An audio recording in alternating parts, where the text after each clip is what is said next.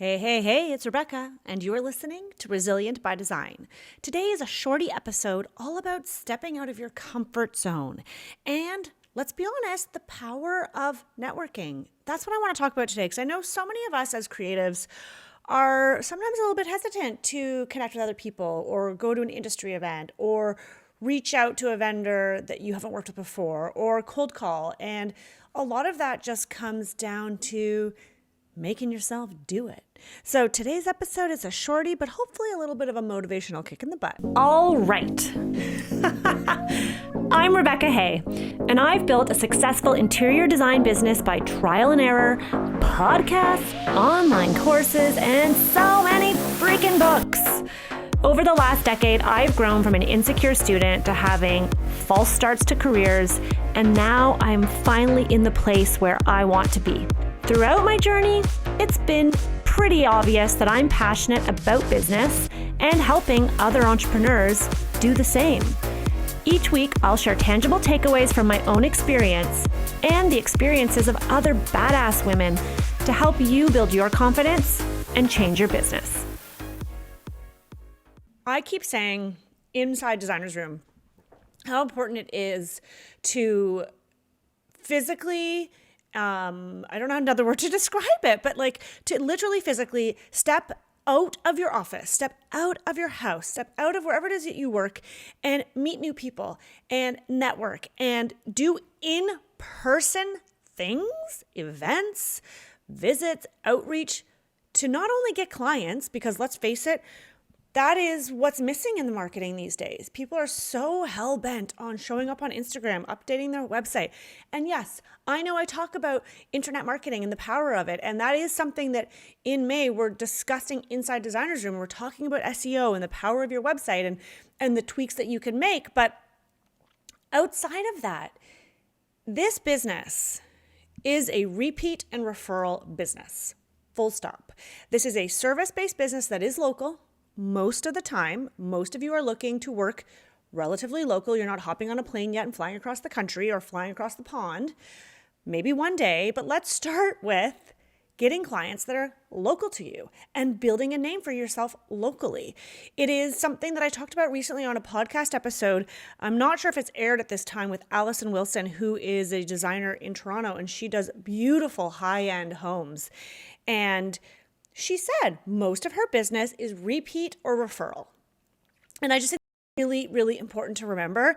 You don't need to blow your brains out posting on Instagram every single day, because that is helpful for brand building, absolutely, but that is not going to be the quickest return on your investment. When you step out of your house and you make that trip to that vendor that you're nervous, listen, I'm talking from experience. Like, I'm number one, the person who gets nervous, who's like, do I really have to? It's so much more comfortable just to sit here. Well, let me just see if there's more emails I can respond to. No, you need to. This is like Tough Love Rebecca coming out today. This is like a shorty but goodie. Some of you need this. I know I need this, so I'm giving it to you straight. You need to step outside of your house. You need to put on some makeup, blow dry your hair, whatever it is that makes you feel good. Don't feel like you have to do makeup, but you know what I'm saying. That gist of what do you do to make yourself feel excited to be out in the world?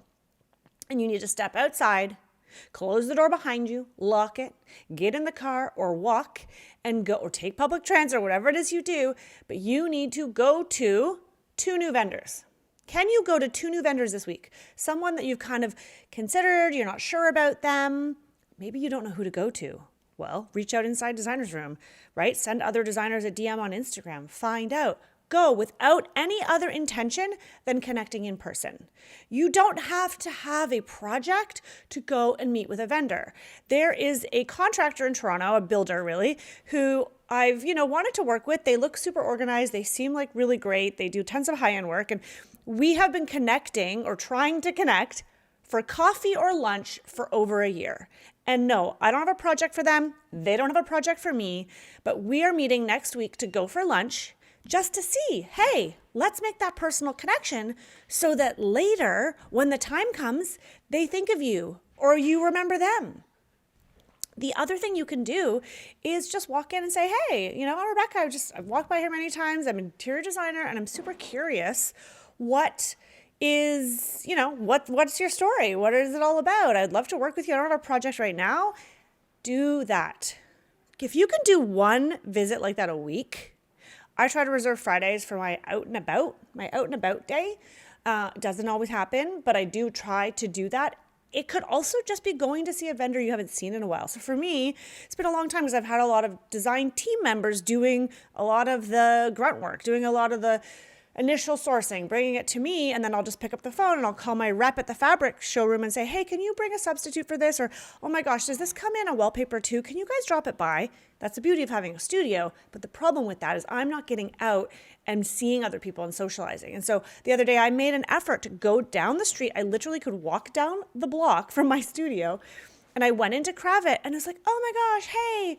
And I just perused, I got some samples, and I was looking for some specific items for a specific project, but it really wasn't so much about that. I grabbed some new things. I saw that there was this new line, and it got me chatting with the people there. I sat down, I chatted with the showroom manager. We talked about going for lunch, talking about business ideas. When you put yourself in a situation where there are other humans that you can talk to, who knows what's going to come of it? And I wanted to do this episode because I didn't want it to feel like you need to go to industry events. That is not what I'm saying. I'm not talking about going to industry events. I'm talking about intentionally going and connecting with other people in your industry. And then the flip side of that is connecting, networking, stepping out of your comfort zone in order to attract clients.